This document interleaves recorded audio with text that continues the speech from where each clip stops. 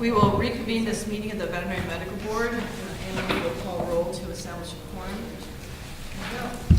Dr. Waterhouse. Present. Dr. Sullivan. Yes. Kathy Bowler. Yes. Jennifer Laredo. Yes. Dr. Nolan. Yes. And Dr. Nunez. Yes. Is there any member of the public that would like to identify themselves? Nancy Earl Carter. Leslie Boudreaux Carter.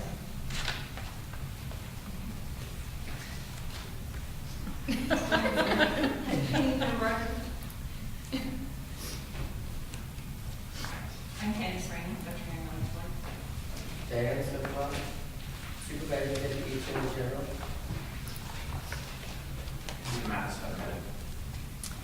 Thank you. So on to agenda item number 16, the board president report. On August 11th, we had the executive committee teleconference with Dr. Sullivan, Anne Marie, and myself, and we discussed SB 27. You saw the letter that was in our materials yesterday. And this, of course, is regarding the CDFA proposed regulations regarding medically important antibiotics. We expressed our concern about their proposed regs that would allow just sort of anybody off the street, any feed store, to fill a prescription without a pharmacist or a veterinarian being involved in the dispensing. So anyway, we're waiting to see what happens with their new proposed regulations. On September 5th, Anne Marie spoke at my local association on how to navigate a board complaint. It was very well attended, and they asked good questions. She brought up good topics, and I highly encourage all the other local associations to have her speak. Originally, Mr. De La Cruz was supposed to present his recommendations to us at this meeting on changing board size, but he has resigned his position, so we're waiting his replacement to get in place, and hopefully he can talk to us in February, if you can make sure that's on the agenda. And I attended the CVMA Board of Governors meeting last Friday, October 13th. There was a presentation on marijuana. We discussed this yesterday. It was a really hot topic of conversation at this Board of Governors meeting. Again, our basic problem is that we don't have enough research, we don't have enough information to determine the efficacy, dose, and side effects and such. So anyway, we are proceeding with that. Also at the Board of Governors, there was a lot of discussion on the blood bank rules. Now, so CDFA is the one that governs animal blood banks. The CDFA is interpreting differently a rule that, from the way we are interpreting it, for in-office blood donors.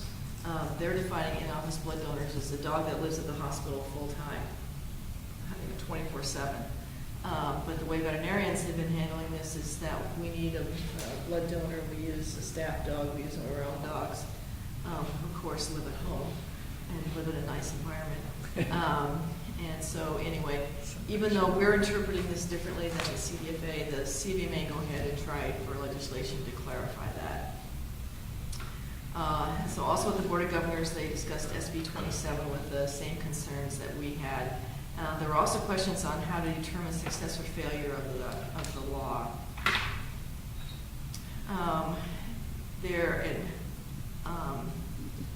There was quite a long report by Valerie at the Board of Governors meeting on the disaster response that has been occurring with the fires up in Northern California, and it was quite impressive.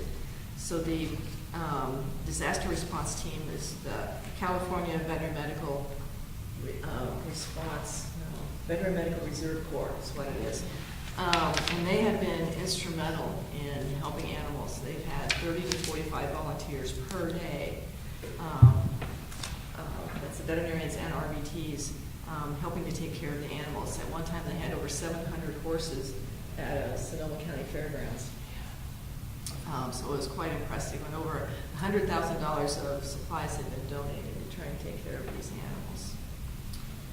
And then the most positive thing that has happened is that I had a letter from Dean Graffillo, the new director of DCA, and he wrote me a letter regarding Anne Marie, and I will read this to you. I write to salute the outstanding contribution of Anne Marie Del Minayo is making to develop the Department of Consumer Affairs' next generation of leaders. Anne-Marie is part of a group of mentors participating in the department's initial Future Leadership Development Program. The program has the primary goals of increasing collaboration and sharing of perspectives between the department boards and bureaus.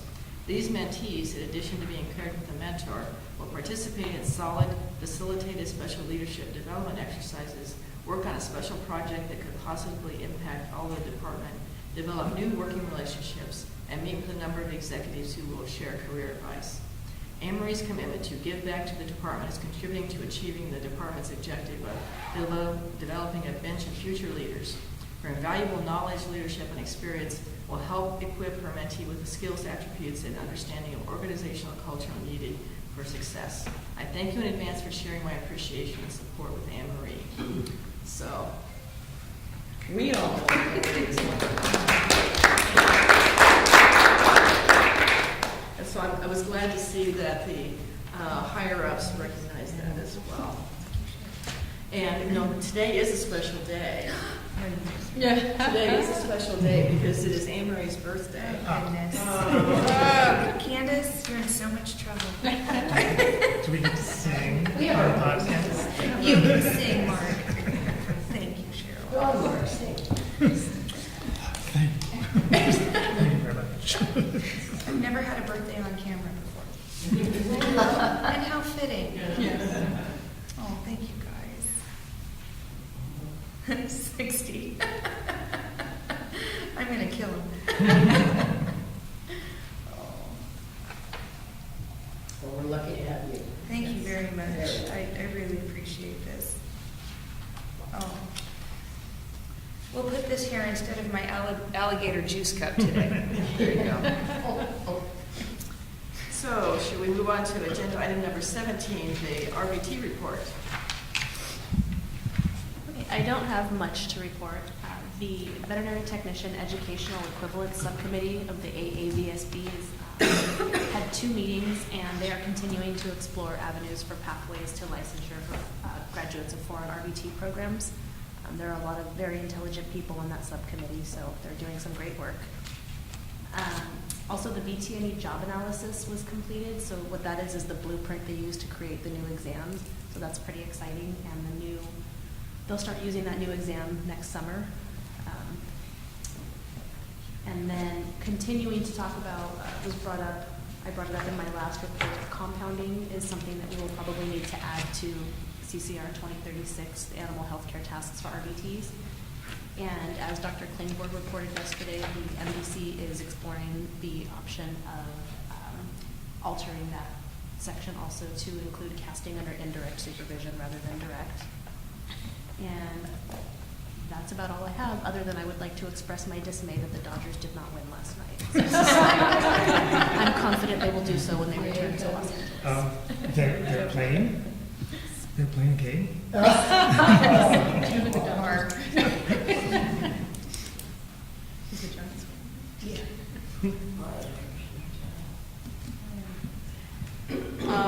Agenda item number 18, Kathy's going to talk Nancy about. had a question. Oh, sorry.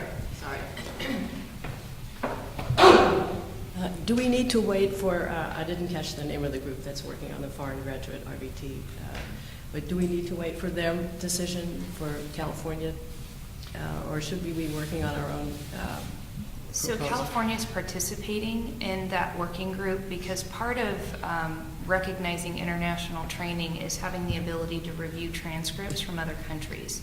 And so it takes a lot more than a board who doesn't have the resources to hire a transcript evaluation service to do that. So you're essentially looking at the equivalent training of other countries to what's required in California as a prerequisite to licensure. So the AAVSB is doing some of that clearinghouse work, if you will, in terms of establishing how we would define equivalency from other countries. You know, the programs in other countries are not accredited. What are you looking for to determine whether or not those programs teach a similar rigor, if you will, of curriculum? So it's difficult for one state to do that in terms of a resource, you know, the resources to look at an evaluation company, to look at the school's infrastructure in other countries. But we are participating in that work group at the AAVSB. It's just very, very important. And Yeah. we get contacted all the time from for technicians from other countries, particularly Great Britain, Right. Australia, and New Zealand, Right. who obviously they're English speakers, and Yeah. since we have a shortage of RVTs, it would be very helpful to be able to. At this point, can they go through the alternate route? They could, but they have to work 2.5 years under the license, under a California Oh, licensed under veterinarian. California So license, yeah. and this is what I tell them. Yeah. And since we do have sort of a reciprocity with Canada. Yeah. I say, since they're in the Commonwealth, I suggest maybe you can get a license in Canada, and then Right. we can consider you. But Right. there isn't any real easy pathway, and it seems such a shame to. Yeah. But I also tell them there are plenty of jobs for veterinary assistants in California as well, and that Yeah. don't be discouraged. You can work here anyway. Right, right, yeah. And I wanted to add too, California does have representation on that board. In addition to myself, Kim Williams is on that subcommittee. Oh, yeah. So Yeah, thank she's you. RVT of extraordinaire, so Yes. she. Yeah. Kim's, she's got a lot of experience, and she's quite articulate, so that's very good. Yeah. Okay.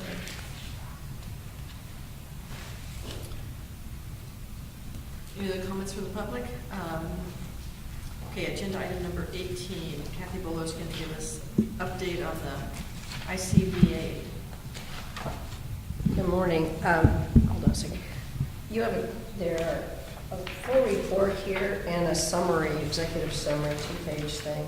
What I wanted to talk about is the completion of the practice analysis and the full results. The ICBA every few years, I guess they did one in 2003 and 2010, and then this is the most recent one, does an exhaustive practice survey throughout the provinces and states, Canada and the U.S. and all the practices, to make sure that the blueprint for the NAVLE makes sense, is relevant to the current practice, the current entry-level practice at all levels, and they're constantly updating that. So this practice survey is interesting because it went out to about 19,000 vets, and it was a select based on, it was random, but it also created a pool which represented all different types of practices, et cetera, et cetera. And we got a 35% response, which is really huge, yeah. So the numbers that we're dealing with and the way you can drill down with them are really interesting in terms of types of practice, types of diagnosis, what vets are running into, and everything. And I'm going to read a little bit from this, because I don't want to mess it up, but it's pretty exciting. Obviously, that's the reason to do it, and make sure the NAVLE is up to date and current and appropriate, medication-wise, diagnosis-wise, and practice-wise.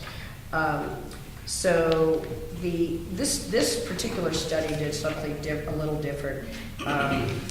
We incorporated elements of competency modeling and systematically identifying the basic science knowledge foundational to all veterinary medicine. The subject matter experts and the staff, over the course of many months, developed these questions for this survey. It was an online survey, and it consisted of 3 sections: demographics and practice characteristics, species and diagnosis, and clinical and professional competencies. So all the respondents drilled down. As they answered questions, they were moved throughout. They didn't go through the whole survey, and that's probably why we got a great response rate. What was I going to say?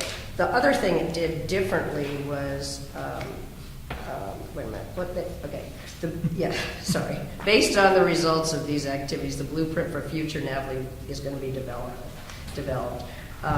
And the blueprint consists of the same things: diagnosis, nested within species, competencies, and foundational veterinary sciences. The most notable change in the blueprint for going forward, based on this survey, is the representation of public health. It was removed from the species dimension and integrated into the competency dimension, since many public health activities are trans-species. And there were a couple of other items. Some things were called out. Aquatics has come up a little bit. Reptiles, in terms of aquatics, probably more for food fish. And so there are more questions going to be added in those areas. It also requires recoding of the current questions and that question pool, and then creating some new questions, more questions on communication, both with clients and with other professionals and vets. That has obviously changed and increased in terms of the need, and the schools are looking at that heavily as well. Basically, lots of this, the statistics prove that the NAVLE right now is pretty right on with some tweaks. And those are basically the new tweaks. You're going to see this in the analysis breakdown, but a couple of snapshots. On gender, it's 58% female. The average age for vet was 46 years. Licensed, 98% were licensed to practice, 22% board certified. Primary practice was about 58% and 16% in academia, and then 8% commercial industry, et cetera. 25% rural, 44% suburban, 31% urban, mostly white, ethnicity-wise. And this survey was done in French and English, obviously, for the Canadian province, just like the NAVLE is given.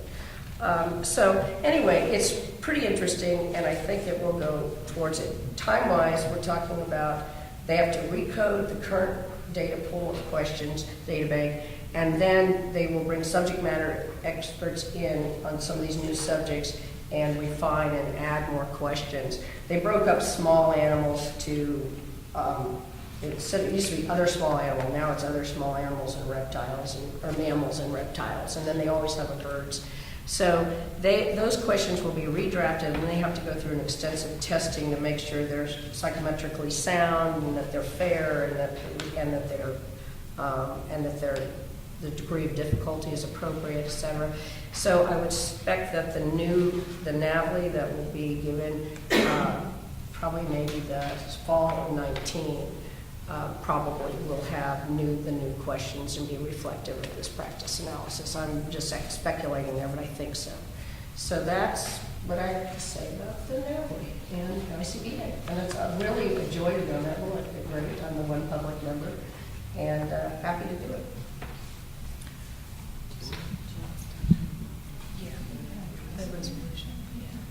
So, Kathy? Kathy, I have a quick question Oh, about yes, sorry. the demographics. Quick question about the Sure. demographics. While I haven't had a chance to go through the whole report, typically as part of the demographics, and there's some data on page 10, and then there's further in the report, there's some data regarding what constitutes a newly licensed individual Yes, versus someone right. that's experienced. They typically give you a breakdown of the representative sample from each state.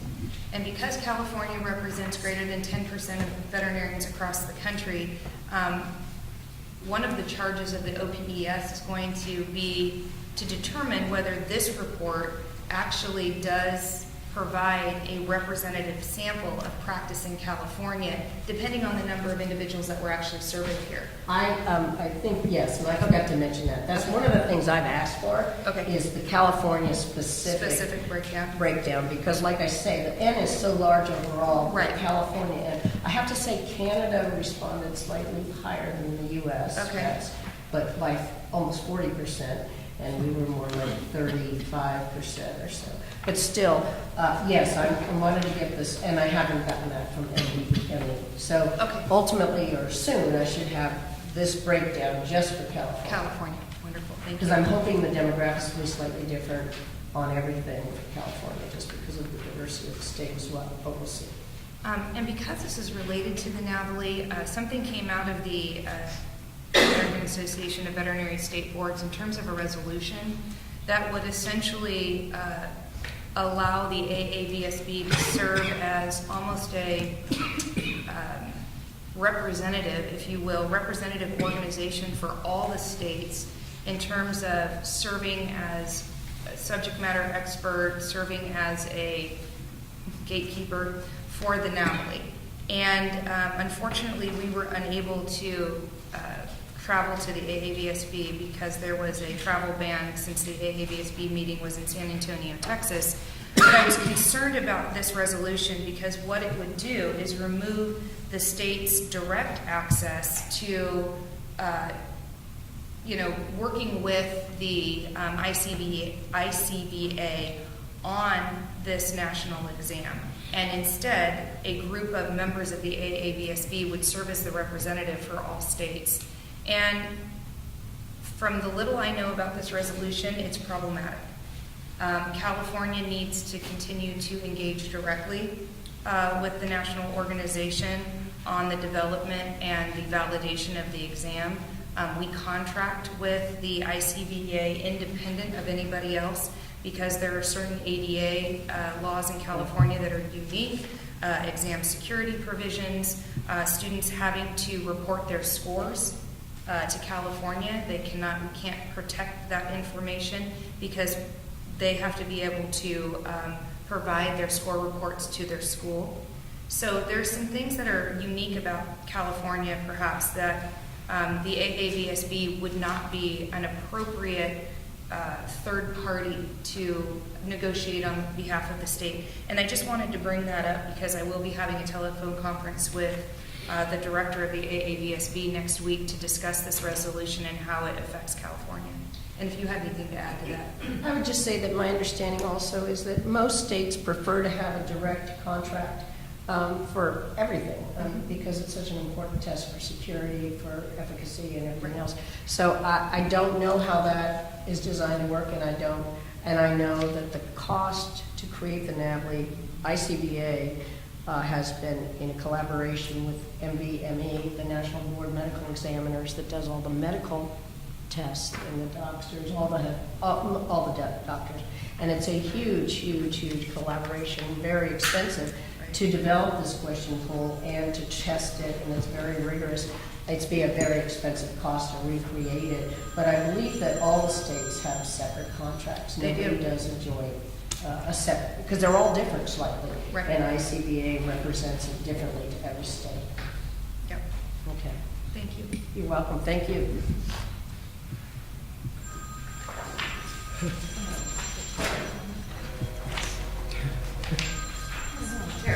I'm just asking if there's any public comment on the... Any comments from the public?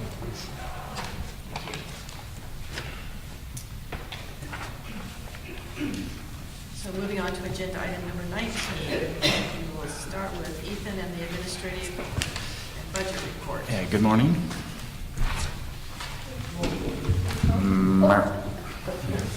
My report is attached for your purview. A couple notes. We did attach the FM13 report, which is basically the last report of the last fiscal year expenditures. You can see how tight our budget is, and that's factored into some of our discussions previously. Unfortunately, I cannot update on the current expenditures as the new state's fiscal accounting system has created some delays with reporting expenditures. However, we understand there's a tight budget climate for this board, and we're going to make sure we closely monitor those expenditure areas that are affecting our budget as we get those expenditure reports. The other item of update is we did have a BCP that I've occasionally updated the board. It's moving through the appropriate approval process. It's now Department of Finance for its final review and approval, and we should have some kind of update in November on whether that BCP has been approved. However, we've gotten indications that it's looking positive for the additional funding for the positions. Any questions? You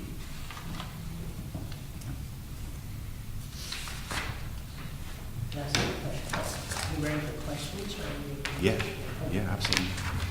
Yes, Kathy. Just clarify about a couple of things. I think I know the answer. On the printing, is the overage based on the inspection booklets, the premises inspection books we have printed? I think we're just underfunded in that line item. No, it is. Yeah, Generally. Okay. Yeah, that may be it, but I can't say for certain everything into that line item. Oh, I see, that's true. And then on the OPES, is that the beginning of practice analysis Or what the cost for OPS? The OPS encompasses several contracts we have. The regular exam development for the RVT vet exam, that's a regular contract we have with OPS. And yes, there is the practice analysis ongoing for the RVT exam. We have scheduled workshops. It's in my other report for the comparison with the national job analysis. So that'll factor in next fiscal year. Is there a reason that we don't put that, the budget allotment, we don't put that in there? Like, it costs 70,000, but we have nothing in for the budget for that? It's a tricky way that the line items are categorized. It's been a wish of ours to update that, and we've been told, it's a comment we've had every time we meet in January. We need to realign these to be more appropriately reflected with how the money is spent. So it's something we're aware of and we're looking to update. Okay, thank you.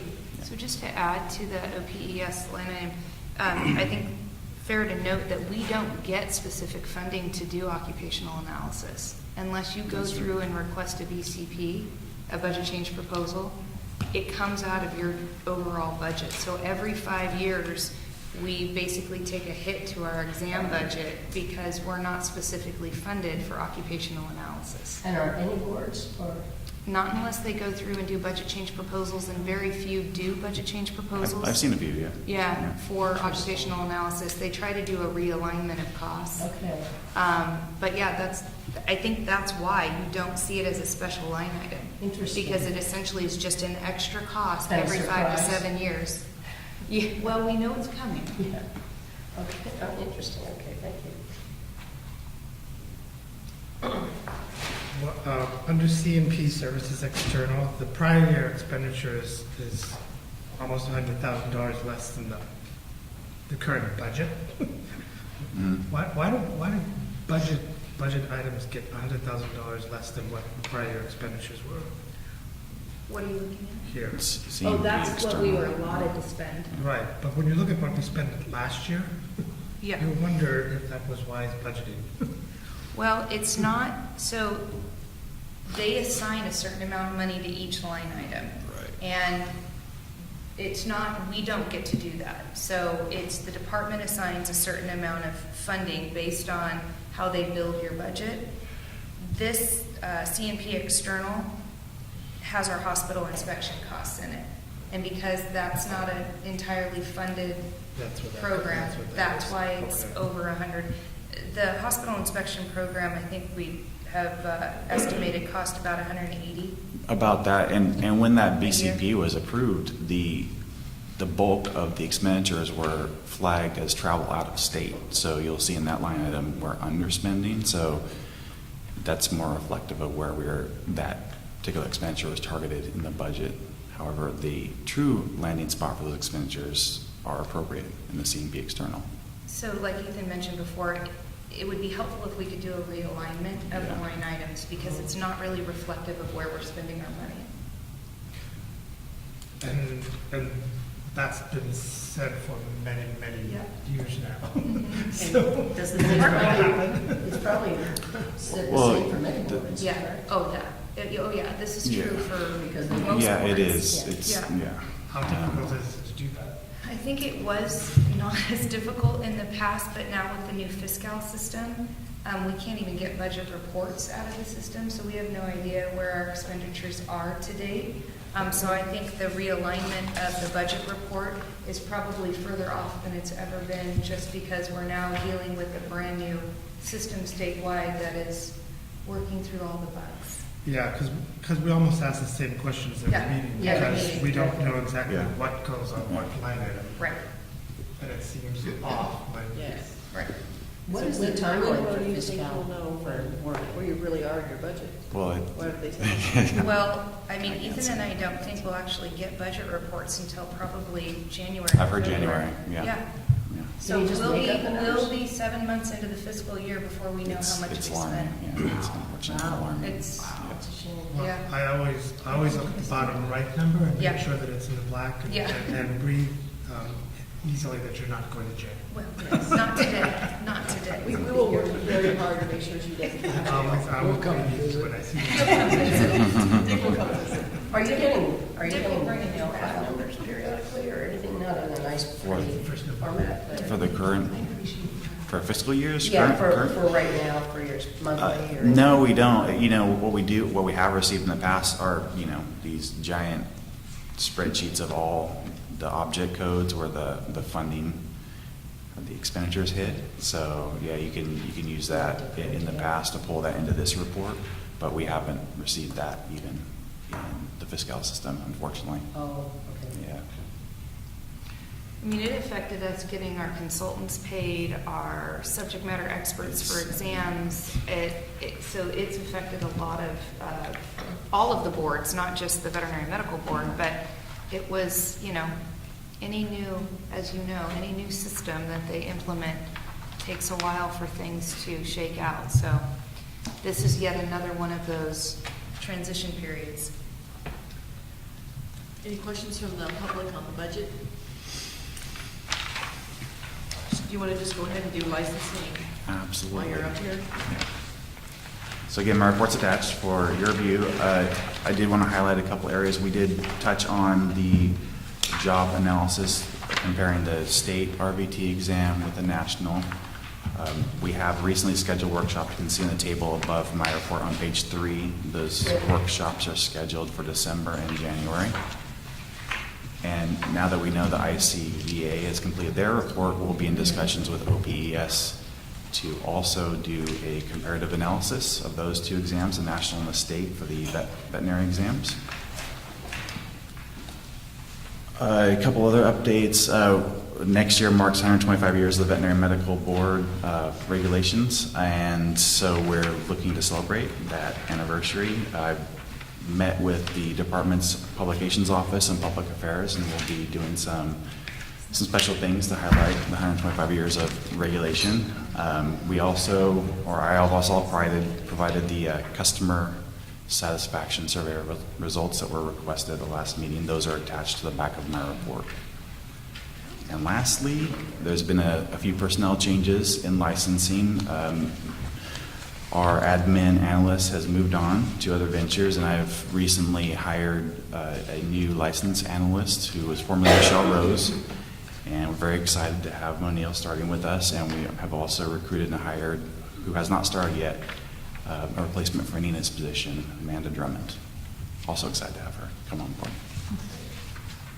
Any questions?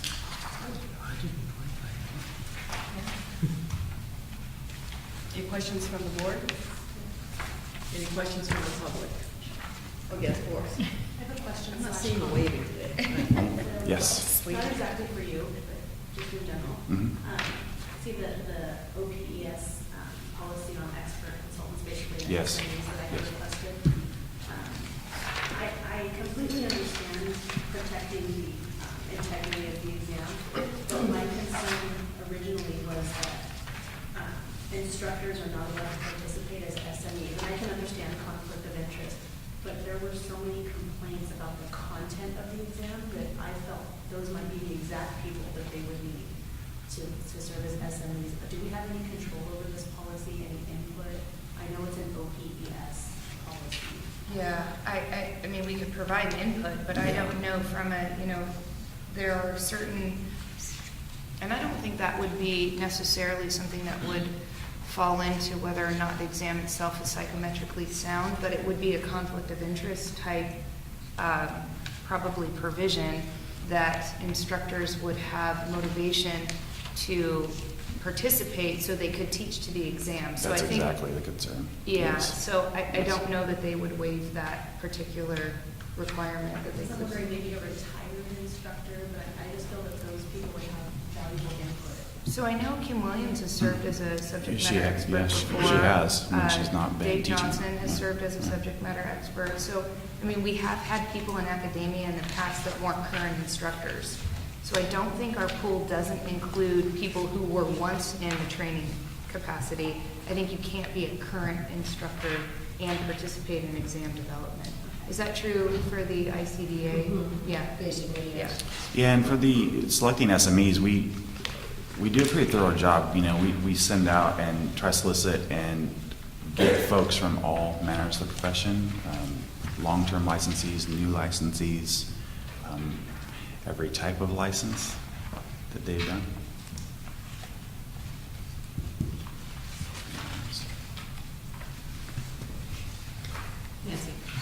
Yes. It's showing, isn't it? I'm concerned about these pass rates on the VT&E, and I'm wondering if we have any input whatsoever on the content of this examination. So as part of the validation study that Ethan spoke of, the linkage study that we're doing, or will be doing, I think the end of this year, I think it starts in December, is that correct, Ethan? Yeah, the first workshop scheduled for December. We'll have 2 December. workshops. They have to look at pass rates for the national exam. So that is part of the study. So we will have a report that comes out of, that study and those SME workshops regarding the exam content of the VT&E and also the pass rates. Okay, and then it also brings up the issue that we still don't have the statistics on the pass rates by individual school on the VT&E, and we can't be enforcing our own regulations if we don't have the pass rates. I thought we had those and they were on our website. So again, it's a whole another issue with new systems, Okay. kind of We've had them in the delaying past, though. stuff. and we Yeah, provided- yeah, we have had them in the past, and Yeah. the VT&E folks were reporting those directly to us upon request. However, Yeah. they've gone to a new reporting tool Okay. that we use, and we're trying to get those statistics out of the system. Do you think we would have them by February to report, perhaps? I'm asking, yes, Okay. to have them, and then yes, absolutely. I know we've had them in the past and we've reported them to the board and we've actually all talked about them. So it's not that we haven't had them in the past, but apparently there's a new reporting system. Yes. So we will try and get them once again. Yes, the AVMA has recently instituted a new policy where they are looking at pass rates and requiring the schools to maintain I believe, I don't remember the number, but at least a minimum pass rate in order to maintain their accreditation, which is a new policy for AVMA. But we have always had a policy of requiring the schools to maintain a pass rate within 10% of the average pass rate. And we want to be sure that we enforce that. The RBT schools, the vast majority of RBT schools in the state now are private for-profit schools. And many of these schools are not screening the students. Their motivation is to get as many students in as possible for financial reasons, and many of these students are really not qualified to be RBTs and can't possibly ever pass an RBT licensing examination. And it's important that we keep an eye on these things so that the students don't get continually ripped off by programs that are not adequate. Ethan, just for clarification, Yeah. the scores that are in the report, are those for the California board then? That is the California exam, yes. I was assuming that to be the case, but I am surprised that some schools, even on the California exam, are down at 63.6%.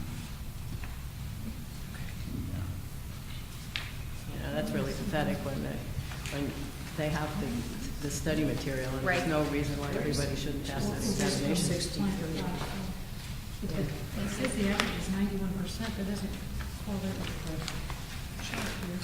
Well, you might be looking at 2 different charts. So there's the California board exam, and then there's the VT&E.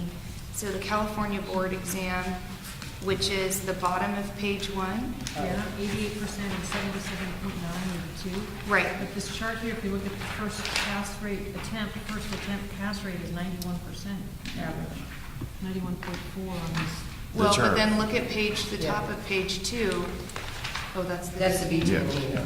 And those are even lower, so it doesn't quite jive. Yeah, the chart in our report should be reflective of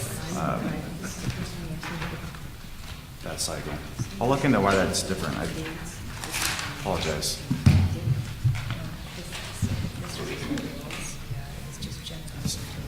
I'll take the 91.4% of that choice. I like that one better. So Ethan, one question that's coming up is the report for the schools that shows the kind of percentage at the bottom, is that reflective of the exam windows that are reported on page 1? Right, so the chart itself represents January through June. Okay. January. 6 months. Yeah. 6 months. Yeah. Of 2017. There is a discrepancy. I need to find out why that is. Okay. So on the pass rates themselves? Okay. May I ask a question about the ET&E? What kind of materials do we get as a state board about the sort of the methodology, the management, the whole psychometrically sound? I'm just not sure. I know that's a different organization. Right. that It's does it, for and the it's a comparative national- analysis, you're asking? Yeah, I was just wondering what we get to that. The makes working board papers feel that comfortable showed, and the does practice analysis. areas and the percentages in the Yeah. practice areas, a typical exam plan. And how they draft materials. questions and test the questions out, Yeah. et cetera, et cetera. Yeah, I haven't seen those. We haven't knocked out those yet, but we're working on getting those. But it's consistent with an exam plan that we have internally Right. to compare the two. And then we have our own. Yeah, especially when you're talking about like where the practice falls, what particular activities you're doing within the practice, and what the percentages are of a particular practice area. Okay. Great. Thank you. So when we have the validation study, the linkage study complete, OPES can come and speak to the board and answer questions about the For sure. findings. Oh, okay. Yeah. Yeah, no, we were actually slating that report to be completed for the February meeting and present on the comparative study. That's the goal. We'll see what happens. On the customer satisfaction survey that you included, Yes. Just to be clear, because the color coding is Yeah, a no. It's little in black and white, hard, yeah. but the Yeah. very bottom one is very satisfied. Yeah, so the color gradation is left to right and top to bottom. So we got So very we got dissatisfied very is the top, satisfied in and most very of the satisfied is the categories. bottom. So we got very satisfied in most of the categories. Yeah, yeah. The one that we got the least amount of very satisfied is the web design, or the usefulness of the web site. So, who designed that website? So we have some control over what's on the website.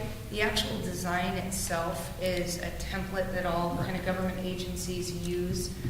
We're going through the process of redesigning our website right now to put in place the new template, which some boards already have. A few, A yeah. few boards Some have. boards are on the previous template even, so Right. it's a mixed bag. Right.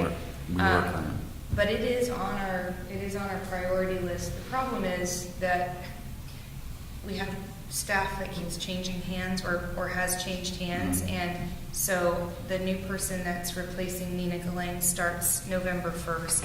And aside from the backlog and regulations that she'll be working on at this point, the web design is also a project that staff position would be in charge of, or would be actually coordinating that web design.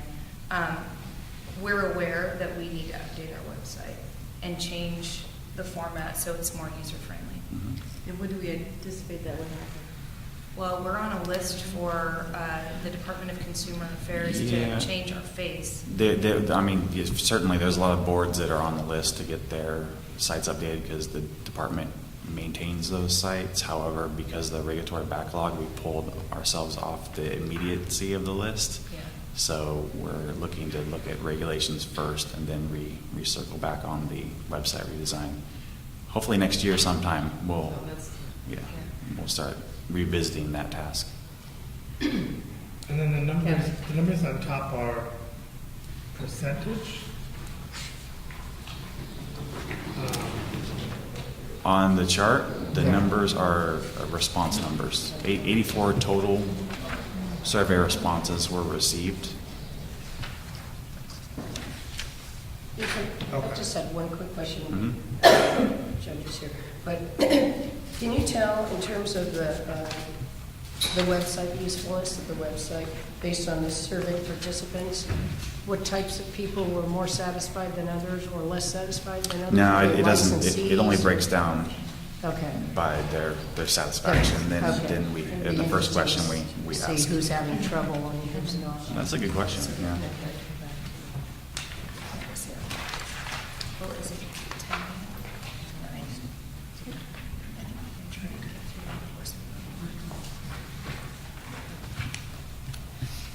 Any other questions from the board for Ethan? I just have one statement, and that is that we're snug up against 4% recovery for our whole budget. I'm pretty excited about that. It's actually creeping up, so good job with that. Someday maybe we'll hit 5% of recoverable. The goal is funds. much, much more than that. If we have to- Yeah, that's hence the fee increase regulations that I've started to work on. Jamie, you're so optimistic. Yes. Hey, gotta start somewhere. Thanks. Thank you, Ethan. Yep. I think we're going to try to get through the last two reports if that's okay with the parties here. It should take another 5 to 7 minutes. Is that okay with you? Okay, great, thank you. Okay. Okay, so Candace will give us the enforcement report.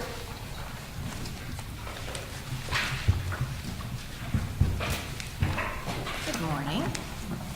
You have my report in your packet, so I just want to hit a couple of the highlights from that.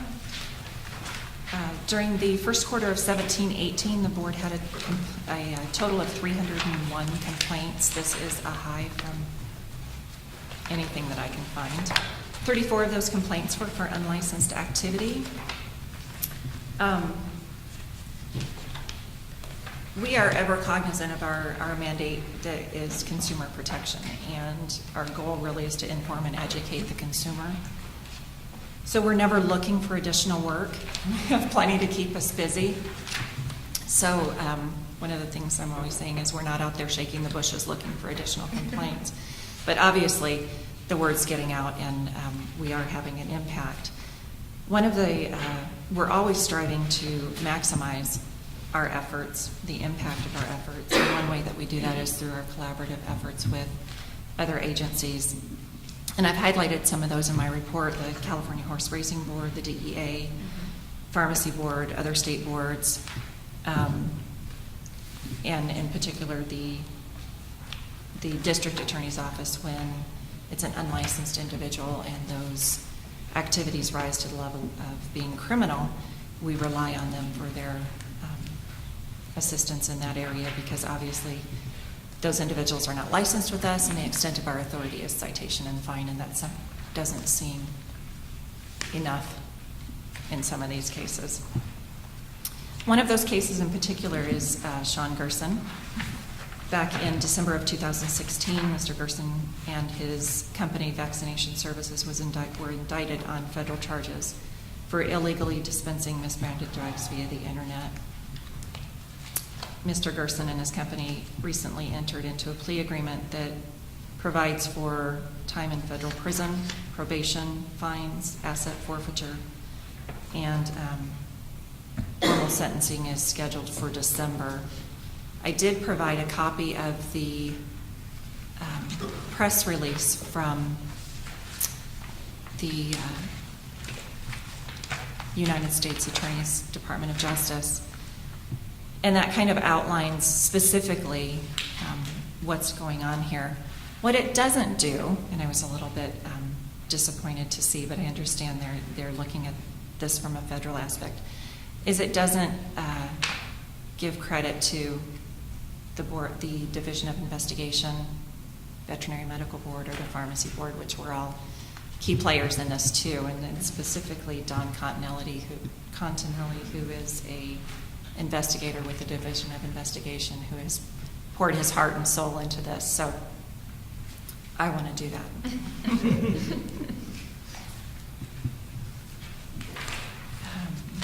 Moving on from that, we issued 13 citations during the first quarter of 17-18, and if you look at the overall in the statistic reports, you'll see that we're slowly getting back on track with the issuance of citation and fine. We're currently monitoring a total of 108 probationers on active probation. That is a number that is steadily climbing, and we're going to have to soon look at options for expanding the probation monitoring program. You have in your packet the statistical report for the 17-18 fiscal year. That includes 3 separate graphs, and those graphs kind of give you a visual of the steady increase of the number of complaints received by the board, the decrease in the average number of days to close complaints without formal discipline, as well as the significant progress in the average number of days to close complaints that resulted in formal discipline. So it's kind of rewarding to be able to look at that and have a visual and see the impact of staff efforts in these areas. The enforcement forecast: in the next quarter, you can anticipate 2 mail votes between this meeting and the February 2018 meeting. Staffing updates. This has been a challenging few months. But we are delighted to say that we have hired an analyst, a senior analyst in the complaint investigation unit, and that is Virginia Gerard. She comes to us from the medical board and has a great deal of experience and has been with us for about 3 weeks, but is already having a tremendous impact. So we're happy to have her. We are still in the process of recruiting for a probation monitor. Not going as well as we had hoped, but nevertheless, we will continue. But in the meantime, Catherine Hayes, who is a retired annuitant with many, many years of state service and board service in particular, has been instrumental in keeping us afloat in that area, and so we're really, really grateful to her. Are there any questions? Why is it difficult to fill the positions? No one is applying?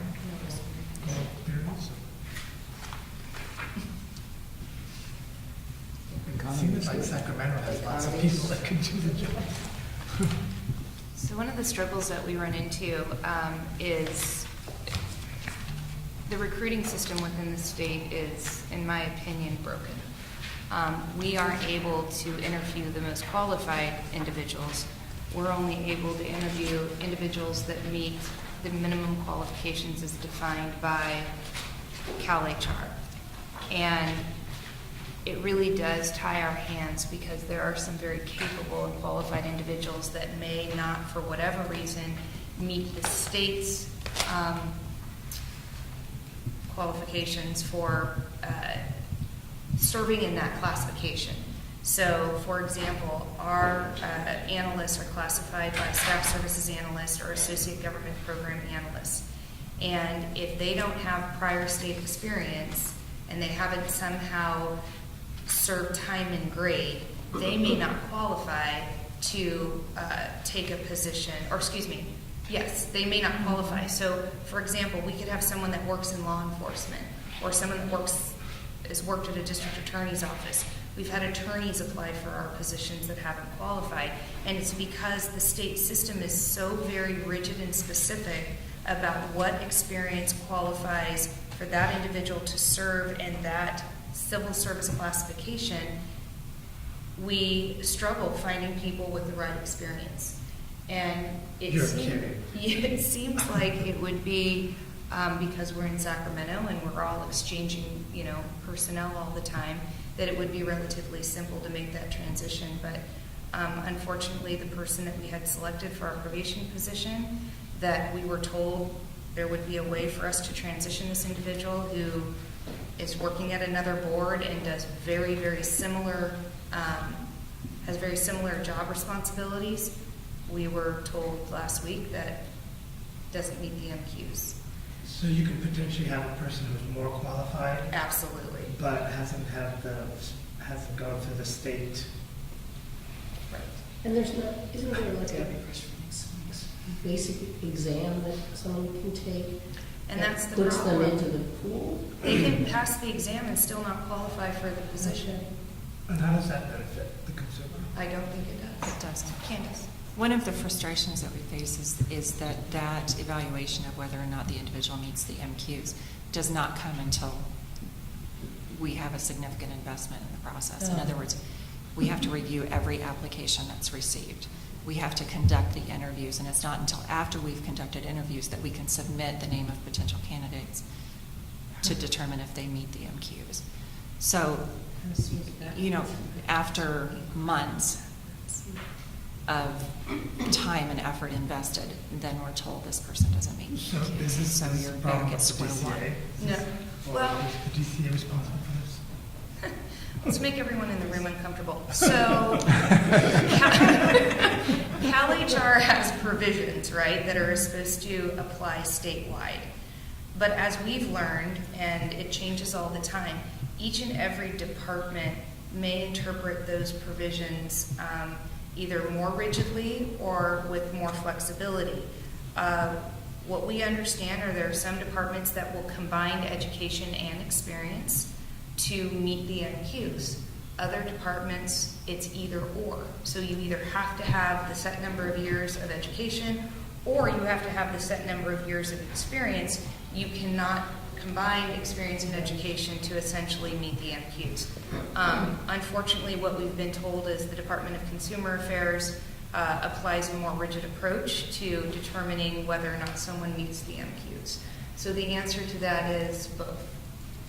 That there are Cal HR provisions that govern civil service classifications and the recruitment thereof, but the departments individually interpret those personnel rules and apply them for their agency. So, and this is the same for, I mean, from a consumer perspective, the boards, like the medical board, they have the same problems? Yes. Where you could have great harm. I mean, it's interesting that there should be, I mean, it seems like there could be complications, and I'm surprised that the medical board and some of the others, this has always been the way, or it's just more. So Kathy, here's something that you'll remember, and some of us who've been around for a long time remember, where it used to be use it or lose it, that if you had a position vacant for more than six months, that it would get swept. Well, when they did away with the use it or lose it, unfortunately, it seems like it became more difficult to get folks hired. And that, unfortunately, boards have positions that are vacant for over a year to 2 years because there is no rule of if you don't fill it, the position goes away. You know, I wouldn't want to go back to use it or lose it because then you lose your position and your funding. But I definitely think that, unfortunately, the pendulum has swung so far the other way that it's becoming impossible at times to fill our positions. Our probation position has been vacant for how long now? We have someone serving since May. Since May. We have someone serving in the capacity as a retired annuitant monitoring probation for us. And But she's doing a fantastic job. She is. She's done an audit of all of the files. She's made a number of positive improvements. Unfortunately, I haven't been successful in convincing her that she needs to come out of retirement. I will continue to try. I think even Bonnie's tried to convince her to I come out of know. retirement. She's really, really wonderful. I think You know, we and all the talked about that. frustrations. So is there a chance, since there's a new director and new administration, is there a chance that that might get changed? You know, there's going to be a new personnel officer. Ricardo has resigned and moved on, so perhaps with the new personnel officer and a collective voice of the boards and the frustration about how we're applying these DPA rules, I'm hopeful that we can see some changes. Well, that's an interesting thought. I mean, can we have like a collective letter from various boards that have similar issues and say, absolutely, fix this? Absolutely. Because it's a matter of consumer protection. It is definitely something that I think would be worthwhile for board president, vice president to meet with the director, because it really is starting to impact our ability to get our work done. We shouldn't be relying on temporary help to the extent that we are. And, you know, while Catherine is phenomenal, I don't think she signed up for working, 50 hours a week for us to keep us afloat. You know, she's in retirement. So at some point we need to, raise the red flag. I mean, you know other boards that you could team up with. Yeah. We know the PT board. We know Jason. We know the medical board. Yeah, absolutely. But I think your point is well taken. The frustrations that we face and, the effort and the time and everything that goes into this process really isn't the issue. The issue is this is not good for consumer protection. Yeah. No. Absolutely.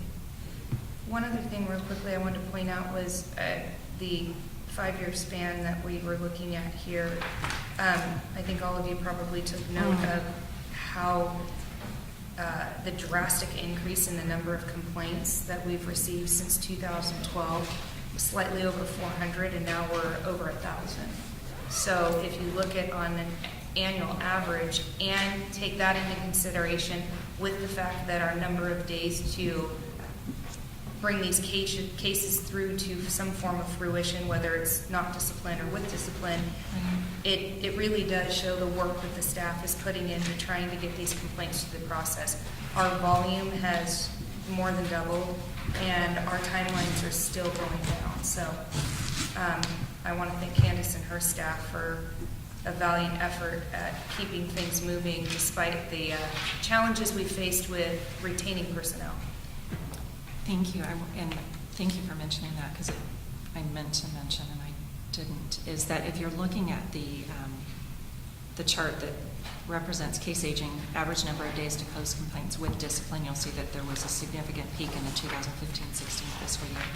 And that is a direct result of the closure of many, many, many cases that had been pending for some of them 6, 7, 8 years. So. Yeah.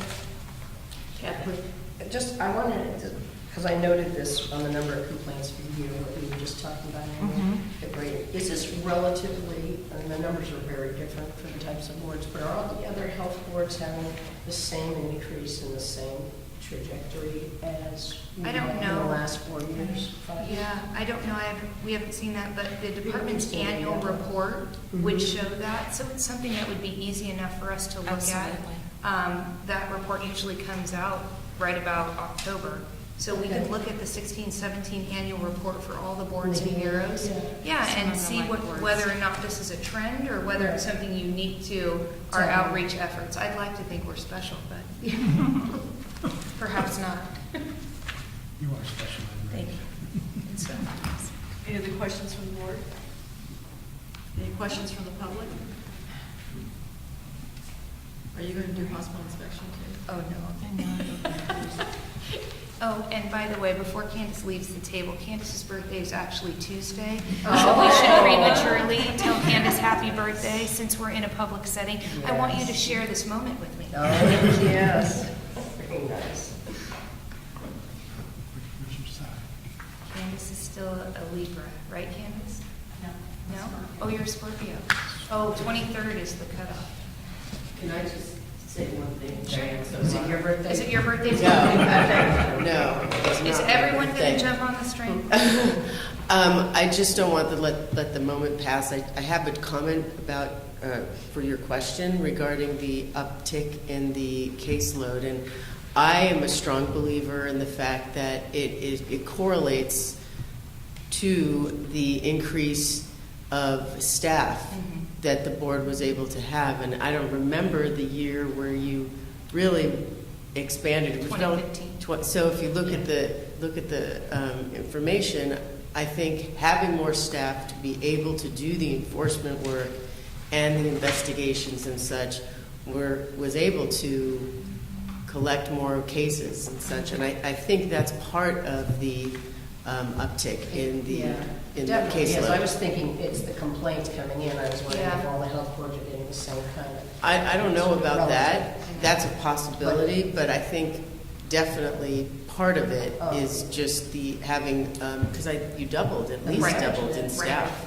And so they're able to do more work, so it's much more consumer friendly at this point than it was before. So that's just one comment. Thank you.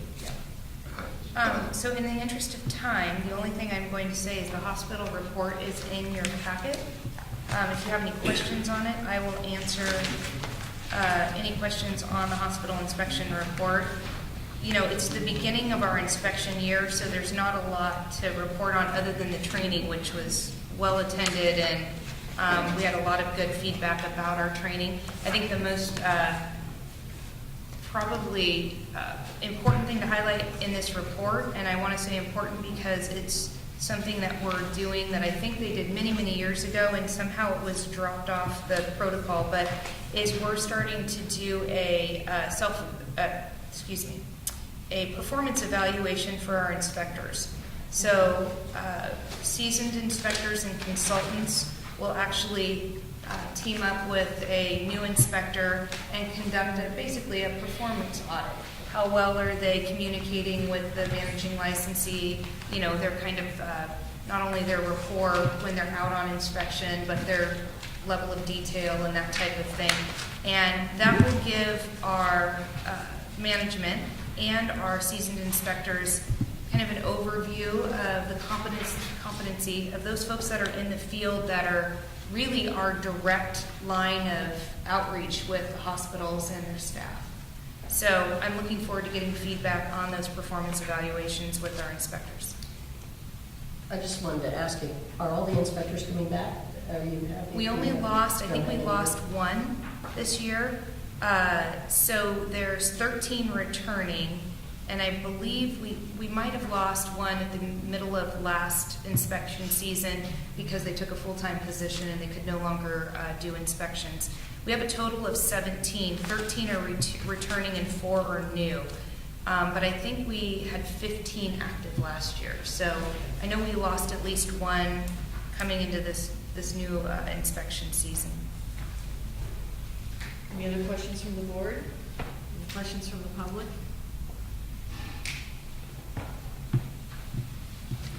Okay, so let's take about a 5-minute break and we'll get set up for the ALJ.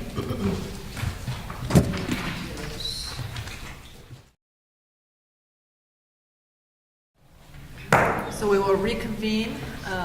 We're here for the petition for reduction of penalty, and Judge Washington will handle the case, so I will turn it over to Judge Washington. Thank you very much. So we are on the record in the matter of the reduction of penalty of Penny Pembroke. This matter is being heard before the Veterinary Medical Board. Will all members of the board please identify themselves for the record? Richard Sullivan. Cheryl Waterhouse. Jamie Nolan. Mark Nunez. Sorry, Mark. Kathy Bowler. Jennifer Laredo. Okay, good morning, everyone. It appears that we have a quorum. My name is Ed Washington. I'm an administrative law judge with the Office of Administrative Hearings, and I've been assigned to preside over this matter. It is my understanding that we also have legal counsel present. Is that correct? Yes, it is. Okay. Counsel for the board, separate from the, well, if you could introduce yourself. Happy to. Good morning. My name is Diane Sokoloff. I'm Supervising Deputy Attorney General, appearing on behalf of the people of the state of California pursuant to Business and Professions Code Section 4887 and Government Code Section 11522. Thank you very much, Ms. Sokoloff, and good morning. And do we also have counsel present for the board this morning? There's only counsel present for the people in this matter. This is a Okay. petition for reduction of penalty. Correct. Okay. It's my understanding that on certain occasions, in fact, most petition hearings I've been at, there's been separate counsel for the board, so when they deliberate if they have particular questions. I thought so. And you are Ms. Welch? Yes. Thank you very much. I just wanted to be sure I stayed on the record that you were here. Okay, and Ms. Pembroke, before going on the record, I asked whether or not you had any additional documents or any witnesses that you intended to call. I believe you do not. Is that correct? No, I do not. Okay. Do you have any questions before we get started? Not at this time. Okay. So what I'm going to do is I'm going to call your matter. It's the only matter on calendar that I am presiding over. Once I do, I'll go through some basic instructions that we provide to individuals who may or may not be familiar with the process. Okay? Yes? Yes. Okay. And I will need you to provide an audible response because we have a court reporter here that has taken down everything that is being said.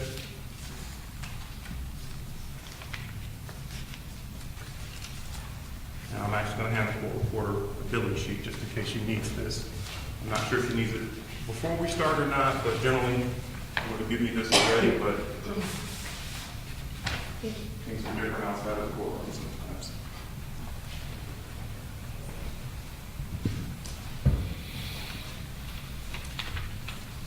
Okay, so I'm going to call the matter. Again, this is the matter of the petition for reduction of penalty for Penny Pembroke. The Office of Administrative Hearings number is 2017-090-786. The board number for this matter is IA 201525. And I already have appearance for the Deputy Attorney General, Ms. Sokolov. So at this point, I'm just going to go through some basic instructions to be sure that you have all the information that you need and you understand how we will proceed. All right? Yes. And one thing that is important for you to understand is that this hearing is essentially about your rehabilitation. Clearly, you've been through a hearing process before, which essentially led to us being here today. But the important thing is you should know the board is concerned about your rehabilitation since your license was disciplined. Understand? Yes. Now, I'm going to need to provide audible responses so we can create a clear record. The Deputy Attorney General will first present your petition package and provide any background in this matter that is needed. After that, you will have the opportunity to make your presentation in the form that you feel is most appropriate. Okay? Yes. After the hearing, we will go into closed session and deliberate, and you will not receive a decision today. It will be mailed to you in the future. Understand? Yes. Okay. Any questions at this time? No. Okay, thank you very much. Ms. Sokolov, you may proceed. Thank you. I would first like to mark for identification and offer into evidence Exhibit 1, which is the notice to, well,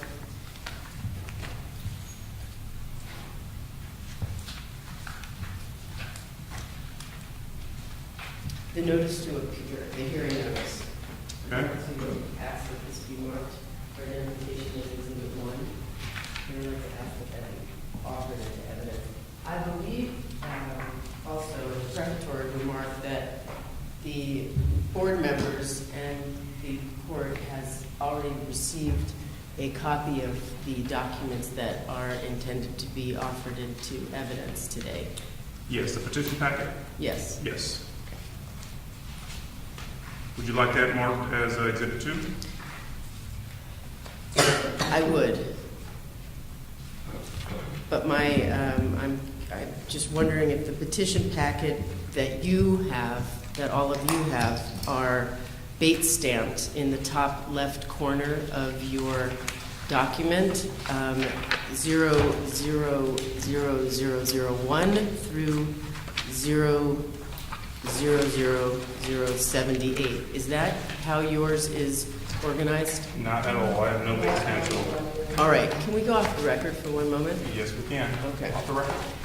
If I can just look at what you guys have, just, take it and represent it, I'll do it according to what you have. Oh, and I'm not sure what I have is the same as what the board has. Okay. Things are uploaded to our system and I print them. It might be better if I did it with the board.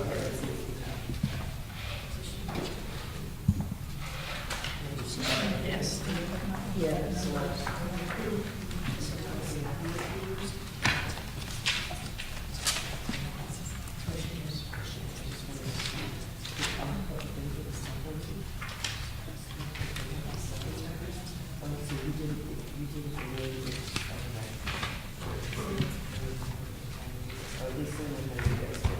Okay. So where is the supplement? Okay. In terms of order? It's a little oddly done, so where did you start with it? Wait, okay, so this is with the petition. Okay. You know, I almost would like to arrange it the way I think it should be, which is these pages, and he doesn't even have this.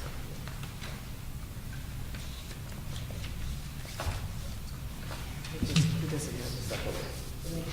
Okay, let me ask everybody, do you have the petition, it's called the Petition for Reduction of Penalties? Yes. Yes, yes. And then a couple pages later, you have a supplement? Yes. Okay, so everybody might have to George like that. Yeah, let's. Certainly. You have an expert? Yes. Trust me, we have it. So what I'd like to do, everybody, what I'd like to do is I would like you to take the supplement pages, which are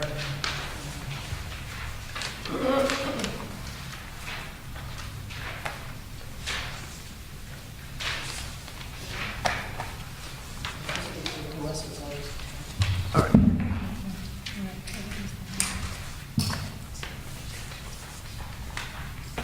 This is going to be going to the board. So take the supplement pages, which are, I think think, which are 4 pages, is that correct? Right. All right, take those 4 pages, remove them from your packet, put the packet back together without those pages, and then take those 4 pages and put them at the end, the bottom, the bottom. So you're going to have a petition for reduction of penalty and all of these that were attached and such.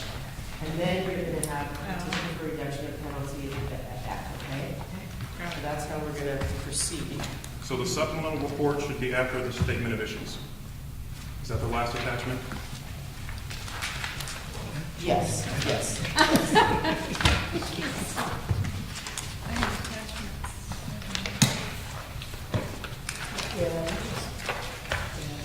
And I've done that in the redacted copy as well, which was going to go to the board, be on the record.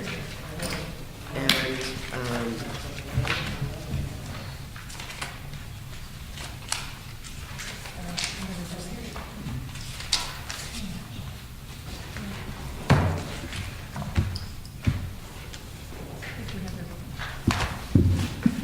all right.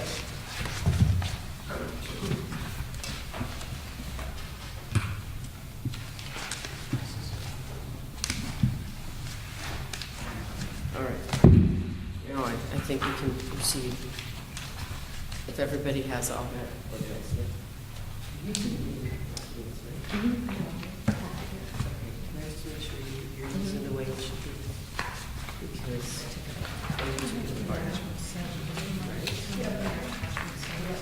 it was like here, so this is what we've done, just so you know.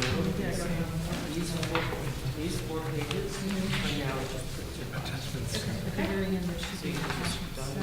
and you know that that's Ready? Yeah. All right, so let's go back on the record. And during the break,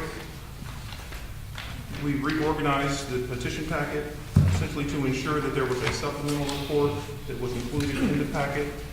And based on council's advisement, we have all identified that supplemental report and placed it at the back of the petition packet following the statement of issues, which is signed and dated August 11th, 2015. So we should all have the same documents, hopefully in the same order. They are not date stamped, but we'll do our best to identify them as we proceed. You may continue now. All right. So next in order, I'd like to ask that the packet prepared by the Veterinary Medical Board, which is identified in the top 3rd center of the page as petition for reduction of penalty,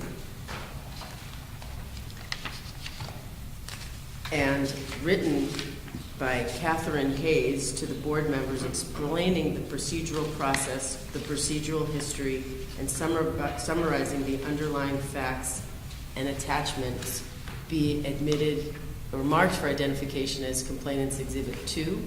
And I'm going to ask that they be admitted into evidence after identifying the attachments. Okay. Okay. Now, these attachments are Attachment 1, the certificate of licensure, which is 1 page. Attachment 2 is the certified copies of the probation quarterly reports, which are 10 pages. Attachment 3 is a copy of PC 1, Penal Code Section 1000, completion certificate, that's 1 page. Attachment 4 is a certified copy of the May 1st, 2017 email and letter to Ms. Pembroke regarding the tolling status, which consists of 2 pages. Attachment 5 is a detailed history report for biological fluid testing. That is 2 pages. Attachment 6 is petitioner's petition for reduction of penalty packet with attachments. That's 24 pages. And then attachment 7 is certified public documents, which include the decision and order forming the basis for probation and the underlying statement of issues. That is 23 pages. In addition, there is a supplemental report Your Honor, I could keep that as part of, actually, let me mark for identification the supplemental report, which is 4 pages long, and ask that be marked for identification as complainants, or excuse me, People's Exhibit 3. Okay. And I'd like to ask that Exhibits 2 and 3 be admitted into evidence. The supplemental report has been marked for identification as Exhibit 3. And is there any objection to Exhibits 2 or 3 being admitted to evidence by anyone? No. Hearing no objection, Exhibits 2 and 3 are admitted. Okay, now just to go into a little bit more detail here, I'd like you to direct your attention to Exhibit 2, Attachment 6, which is petitioner's petition for reduction of penalty. Bless you.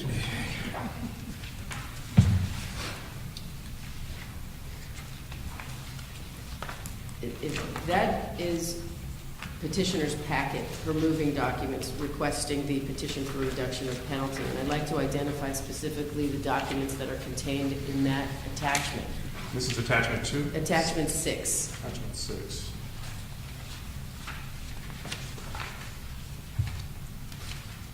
I'm there. All right. So, first in order is petitioner's personal statement, and that is 2 pages long. Next is our court documents indicating that there was a DUI court graduation that was 1 page long. And that is driving under the influence DUI. Third in order is a notice of completion of driving under the influence program, 1 page. Fourth in order is a proof of completion of an 18-month alcohol program, 1 page. Fifth in order is a verified recommendations from Amy Alaluf, A-L-A-L-U-F, D-V-M, David Higginbotham, Higginbotham, D-V-M, and Stephanie Helwick, Helwick, D-V-M. That comprises 7 pages. There's a verified continuing education courses, which identify 28 hours for 6 courses, including pets in pain, diabetes, mellitus in dogs and cats, MELLITUS, Phoebe, the diabetic cat, tracking down tummy trouble, the case of the thirsty rose, core veterinary skills and core veterinary skills, mathematical calculations. And that comprises 8 pages.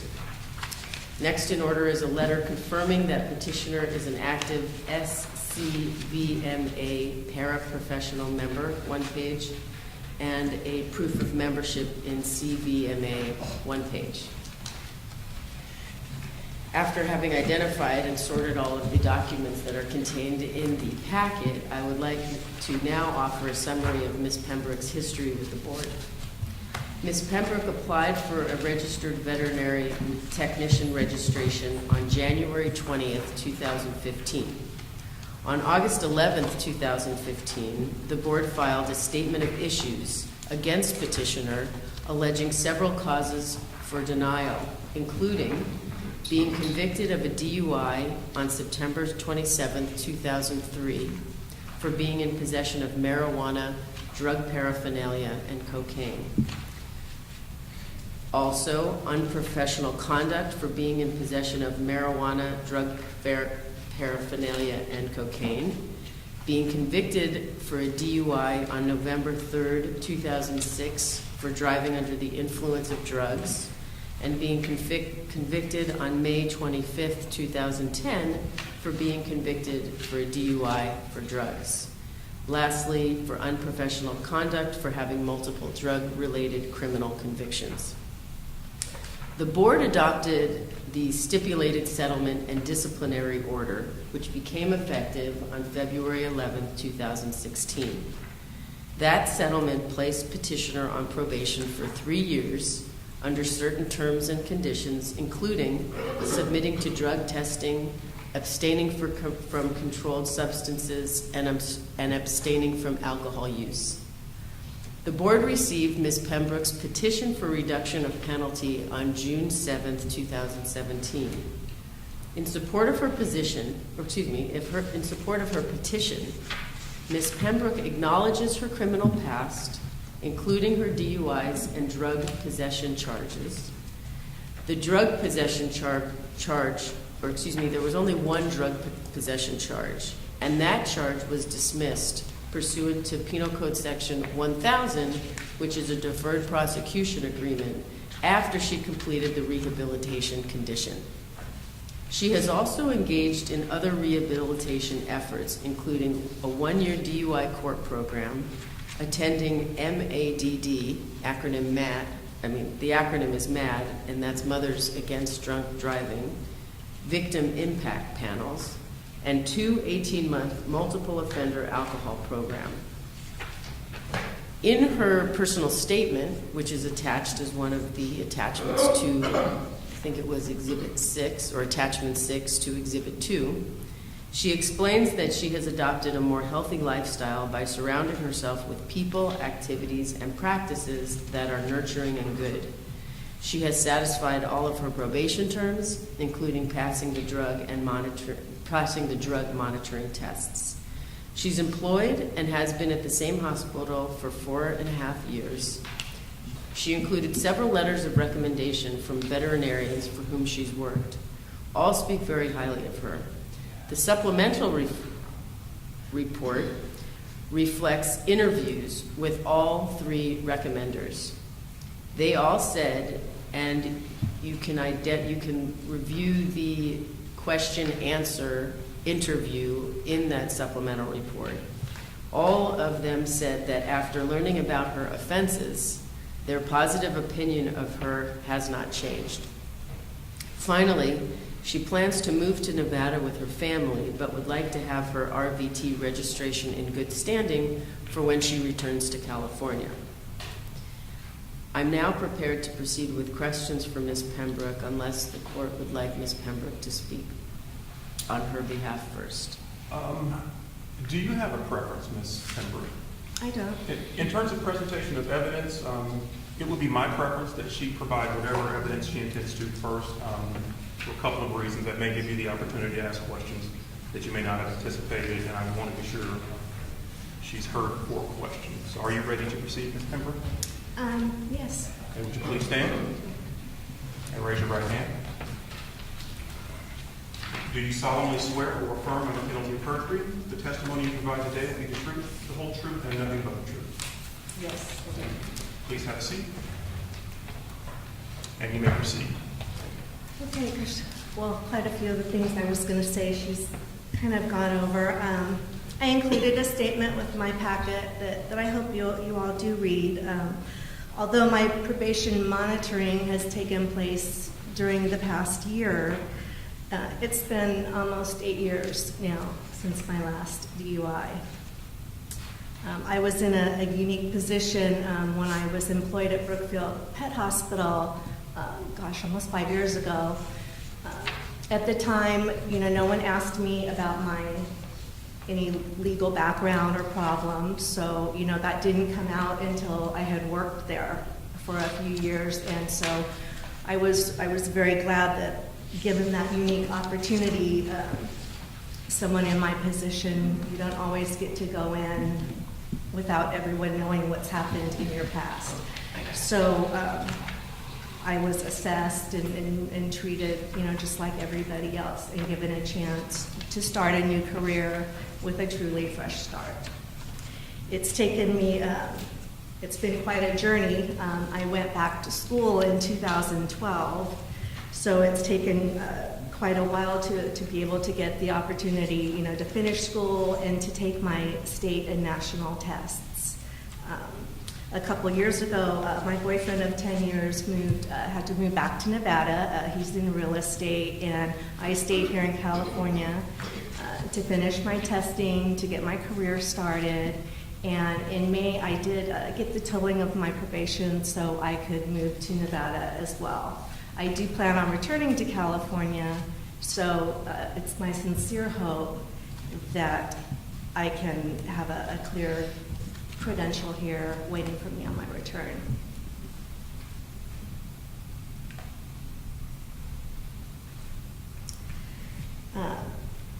I've worked very hard for this certification, and it does mean a lot to me. I have been told, no, I can't do this, or I wouldn't have the opportunity to do this, but I have found that with a lot of commitment and determination and passion for what I'm doing, I've been able to come this far. Thank you for your consideration. Thank you. One thing I would add, Ms. Pembroke, is we've gone through what's in your packet generally. Sometimes, at least for me, and I'm not actually the decision maker here, but sometimes it's helpful to have you tell us about these things, particularly how they've affected you and how they've changed your life. I understand the soap officer have gone through the bullet points of what you've done and what's included in your packet. But if you want to talk about how those things have affected you, I find that that's often quite helpful and may avoid some questions in that area. Okay, what in particular has affected So with me? respect to the steps that you have taken to overcome your substance abuse, or how your participation in any of your rehabilitation efforts has changed your life, I think that's important to hear about directly from the petitioner. Okay. So in other words, tell us more about the steps you've taken and how they've changed you. Okay, sure. She went over some of my rehabilitative efforts, since all of my trouble back in 2003, 2006, and 2010. Another thing, one thing that wasn't mentioned though, was I did complete a 90-day rehabilitation at Sober Living by the Sea in Newport Beach as well. Everyone makes mistakes. I've had great, remorse and regret for mine. I can't change the past, but I've learned that it is possible to change directions in life and become the person you've tried to aspire to be. One thing I have learned, using substances, self-medicating is an easy way out. For a lot of people, and was for mine a way of escape. It's an easy way out.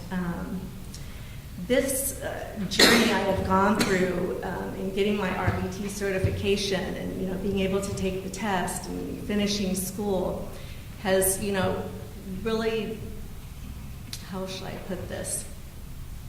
It's made me see that instant gratification isn't always the best. Sometimes when you have to work harder for something, when you have to wait for something, when you have to be patient and wait and not, be in control of everything. When you have to do something like that, you have to learn acceptance. You're not in control of everything. And just this, having to be patient, having to try harder, having to be more determined and not giving up. It's the way I live now. I'm not the same person, I was, 8-10 years ago. This is just a new way of life for me and a new way of doing things. Okay, I just have one or two others before I turn it over. So it's my understanding that you've gone through this 90-day rehab program with Sober Living, correct? And 2 18-month alcohol programs? Are there any steps that you learned in those programs that you practice on a daily basis? Acceptance. Learning that you can't control other people and what they do. You have to accept that you can't control certain things. It is just, it's your reaction, to things that you can change or control. Okay. Anything else?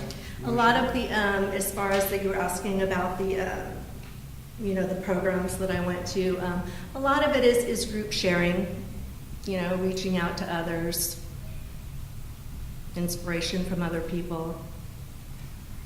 Do you have a sponsor? I don't have a sponsor. Anything else you'd like to share before I turn it over to questions? Not at this time. Okay, thank you very much. Ms. Sokolow? Yes. Your packet includes certificates of completion of continuing education courses. Are there other continuing education classes that you took that didn't include in your packet since you've been on probation? No, I believe I included all of them. And what is your current employment situation? I am currently unemployed. I moved to Nevada over the summer, and so I've been settling in there. To be honest with you, I live in a very rural community, about an hour outside of Las Vegas in the middle of the desert. There are 4 animal hospitals in town, surprisingly so. So I do plan on applying and getting a job there. To be honest with you, I just wanted to get all of this settled first. Are you registered in Nevada? Do you have credentials? No, I would have to work as a veterinary assistant or get my credential there as well. Is that something, is getting your credentials something that you're interested in doing? I am interested in doing that as well.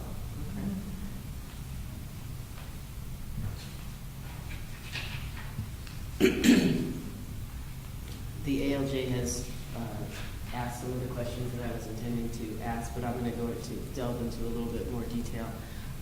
So you've indicated that you've been rehabilitated. How can you describe that you have been rehabilitated? What is the difference between you now, from when you were then and how you are now? How do you approach your life? How do I approach my life? Is it okay if I read something, or do you want me to just speak?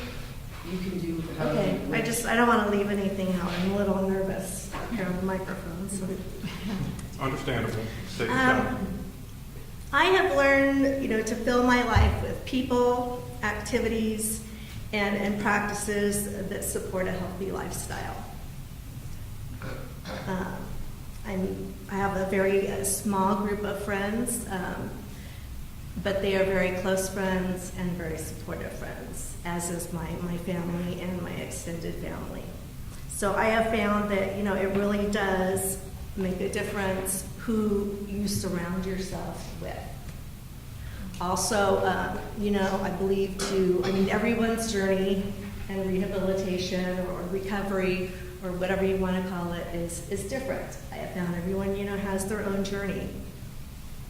One thing I have found that you have to, when you have bad habits, you have to replace them with good habits. So, that's what I've tried to do. I've, incorporated yoga into my life, meditation into my life. I try to eat healthy as possible, not all the time, of course. Regular exercise, besides yoga, walking, working out. Regular exercise helps. I try to always make sure that I have something to look forward to. Whether it's, a dinner with a friend, a trip up to San Francisco to see my daughter. I just always like to have something to look forward to. And I think that helps as well. What was going on in your life in 2003, 2006, and 2009, which caused you to get into trouble with and engaging in crimes? There were things going on. When I was using drugs to escape at the time, I just, I don't want this to come off as excuses for my behavior, because I'm not making excuses, but since, you asked, at the time I was going through a separation, divorce, custody issues at the time. My mother also wasn't doing well. She passed away in 2012. So there were a lot of things going on in my life. Again, I'm not using that as an excuse, but that's kind of what was going on in the background. And how do you deal with those types of issues. I mean, in your statement, you referred to the fact that you still have problems and disappointments, but you're able to deal with them in a healthy way. What do you do now with these negative triggers? How do you handle those in a positive way? I don't keep things bottled up inside.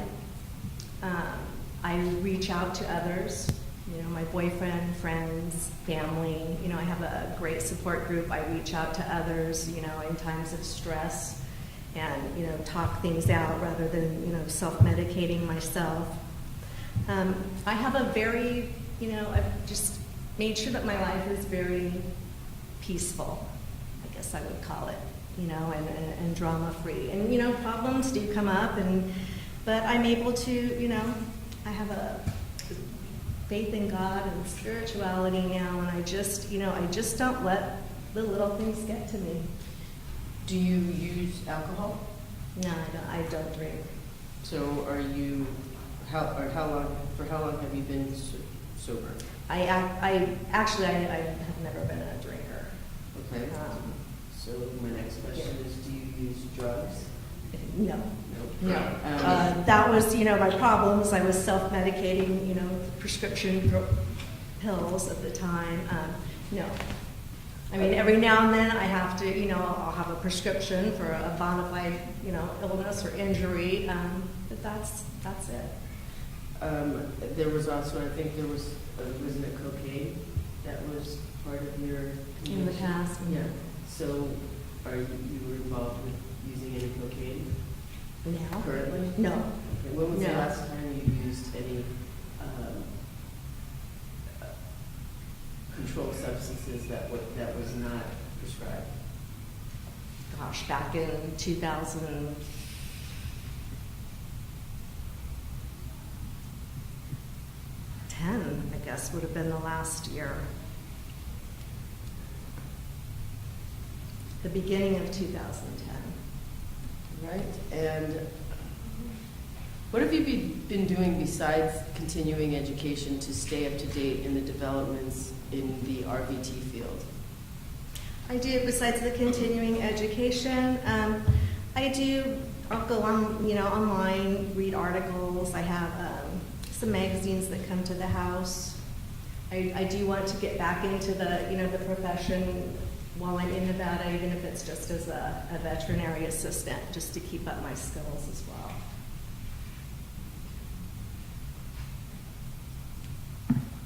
And what could you say that you've gained from being on probation so far? It's been, you have to be very disciplined with this the program. I mean, the drug and alcohol, you know, testing was no problem, but it is, you know, you had to be very disciplined. You know, you call in the morning or check in to see if you test that day. If I did have to test that day, I had to, you know, go during my lunch hour and get back in time because the testing would be closed after work. So it just, you know, it required some discipline and planning. And again, it just, you know, it made me have to be patient and, you know, keep up my commitment and determination. Okay, and are you're familiar with the tolling provision in your probation? Yes. And is one of the reasons why you're asking for the you're petitioning to reduce penalties because of the tolling condition and the fact that you're living in Nevada? Yeah, partly. The probation was very hard for me financially. It added, you know, probably, I know I had a $100 probation monitoring fee, but with the drug testing and the charges that I had to pay for at the testing center, it came to close to $300 a month extra. So it was very difficult for me financially in Southern California, especially living on my own with my salary, to even cover the costs of probation. So that was, you know, one thing is I could not afford to keep living in Southern California. and continuing with it. But I really, I'm determined to have my license, so I did whatever I had to do. I have no further questions at this point. Thank you very much, Ms. Oakwell. At this point, I will turn questioning over to the President Morales. So we go one by one. Dr. Sullivan, would you like to start? Actually, my questions were already asked, so I'll pass. Okay. So moving can be a stress. So so how did you seem to handle the move from California to Nevada? Oh, the move was fine. I actually, don't mind moving. I didn't have a lot to move, so it wasn't that big of a deal, really. It was fine. And so you said you had a small group of friends. Did you move away from your friends? I have. Yes. I have. And have you keep in contact with them? Oh, I do. Made? I do. Phone calls, texts, emails.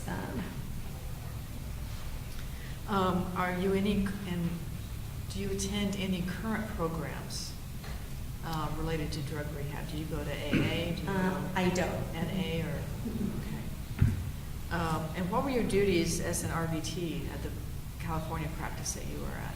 At Brookfield, my duties at the animal practice that I was at in California, we were, I guess you would say, cross-trained. So we worked back treatment area, would be where the RVT duties, like pulling blood, catheters, assisting with surgery, dental procedures, vaccinations. We also worked up in reception, greeting and releasing clients. We also roomed patients. So, we would do, and then we would help out if the kennel or, grooming needed help, we would work there as well. So my duties were kind of split in the animal hospital, depending on where they needed to be that day. Did you induce anesthesia? Yes. Okay, that's the questions I have. Thank you for coming before this board. I appreciate how difficult it is to sit before a board like this and rehash all the mistakes that you've made in the past. And I also appreciate that you kind of paid your debt to society and gone through programs and so forth, but yet you put yourself through additional probation because you want to have a license as an RVT. So I appreciate the fact that you didn't have to do this, but the fact that you are doing it is testimony that this truly is a profession that you want to be in. And the reason why we take it so seriously is that pets are very important to people in their lives, and they are placing a tremendous amount of faith and trust in us that we're going to take care of their precious animals. And I take that responsibility very seriously, and I expect my colleagues to as well. So that's why it's really important for us to know that you can be trusted to take on that responsibility. I believe that you've done what you need to do. I've seen a lot of people come before the board that have had issues in the past. A lot of them know the exact date that they last did drugs or the last date that they took alcohol, because that is an important date to know, because you did turn to drugs and to alcohol at one point in your life to deal with the stress. And stress is never going to end. And in this profession in particular, it's a very stressful profession. And at one point in your life, that's how you dealt with your stress. And we have to make sure that that's never again going to happen, that's how you're going to deal with your stress. And I know that people deal with it differently. Some people have to go to Alcoholics Anonymous every week and know people that have gone through the same things. You rely on your family and your friends as your support system. They haven't done drugs or alcohol as far as I know, and so they may not know how to deal with the stresses that you've dealt with. And so sometimes I do like to see participation in Alcoholics Anonymous programs or similar programs to know that you can deal with it. But you've said that you've relied on yoga and your faith in God, and I'm happy to hear that you've acknowledged the power of forgiveness, because that is a gift from God that's given to us, our ability to forgive. So even though you may not have done the things that I traditionally like to see, I think that you've dealt with your recovery in other ways. And so congratulations to you on that. Thank you. And do you have pets? I do. I have a little 10-year-old terrier mix, so. So you can only imagine how important they are in our lives and how important our job is to take care of those ones. Oh yeah, he's my baby. Yeah. Thank you. That was my question, too. I guess one other question, most of them have been covered, but you mentioned that you are thinking of returning to California at some time. Yes. Is there a time frame? Have you considered it, or? I don't know, to be honest with you, I don't know exactly. I don't have a specific date, but I do plan on returning. Okay. One of my questions. So there, anyway, good morning again, and thank you again for coming. And it's, again, to reiterate what Mark said, Dr. Nunez said, it's really a difficult situation here, and appreciate all your work for your profession and the love of the profession to try and make a new start. I had a couple of chronological questions. When did you graduate as an RPT? I graduated. Okay, yes. Well, timeline here. It was at the end of December of 2014. Okay. Is when I finished my RPT training. And then you mentioned you've been with the same partner for over 10 years. Mm-hmm. Were you with him during the 2010 incident? Yes, I was. Okay. And is he familiar with all what you've gone through to be sober? Or is he? I mean, that's not really relevant, but wondering if he is sober or. Oh, yes, he is. In terms of yes. an influence. Yeah, he does not drink or use drugs. Okay. And I understand the problem with the tolling and the cost, everything.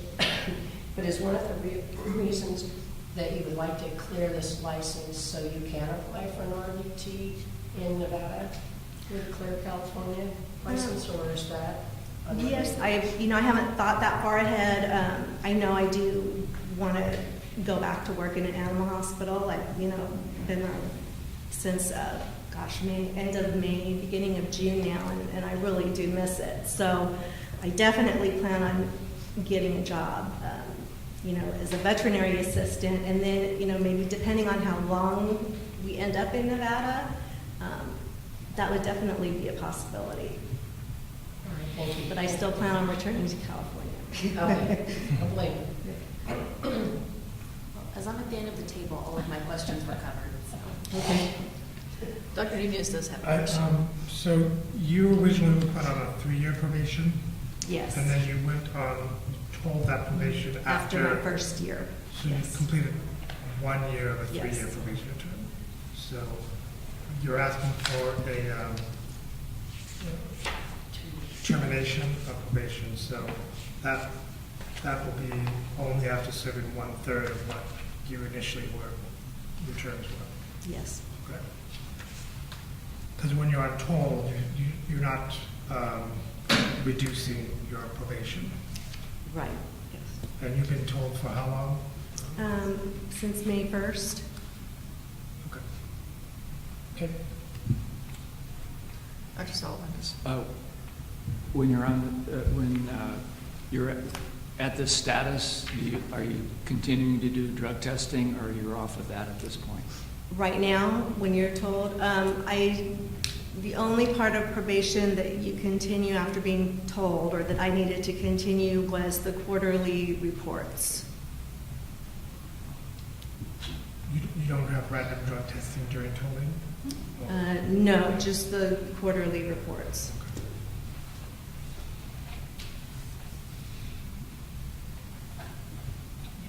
Any other questions? No? Did you have anything to add based on the questions that you've been asked, Ms. Kimber? No, I just, hope I didn't, I'm nervous, so I hope I didn't ramble too much, when trying to answer them. This is your hearing, so Okay. provide all the information that you think is sufficient. Yeah, I think, everything is attached, or, during the past year, I have complied with every term and every condition of probation. I made daily check-ins with First Lab during the instructed hours. There was one day out of the whole year where I didn't call in time, or I called too late, so I did notify my probation monitor at the time. I believe I had a total of 21 drug and alcohol tests, which were all negative. All my payments, everything has been made on time.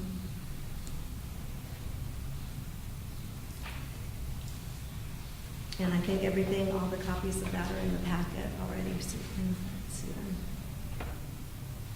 Okay, thank you. Any additional questions, Ms. Sokolow? Well, just one. Have you given, since your probation has been told, have you drank alcohol? No. And since your probation has been told, have you taken any drugs other than that which has been prescribed to you? No. Any questions from anyone else before we close the hearing? Okay, well, thank you very much, everyone, for your participation. The record is closed and this matter is submitted. Sorry. The one thing we have to do is provide the redacted copy of the evidence, exhibits 2 and 3 to the ALJ, and that will be made part of the record. Okay, so this is the redacted copy? This is the redacted copy of the evidence that has been admitted. Okay, both exhibits 2 and 3? Exhibits 2 and 3. The exhibit 1 can also be made part of the record, but there is no redaction required. Okay, so just to clarify, are you adding these as additional exhibits, or are you simply providing a redacted version for the court? I'm simply providing a redacted version for the record. Okay, thank you very much. So if the record is not clear, I have received a redacted version of exhibits 2 and 3, and I'm not 100% sure whether exhibit 1 was admitted, so at this point I'm going to ask whether there are any objections to exhibit 1 being admitted to evidence, No. which is the notice of hearing. No. Hearing no objection, exhibit 1 is admitted, and we are off the record.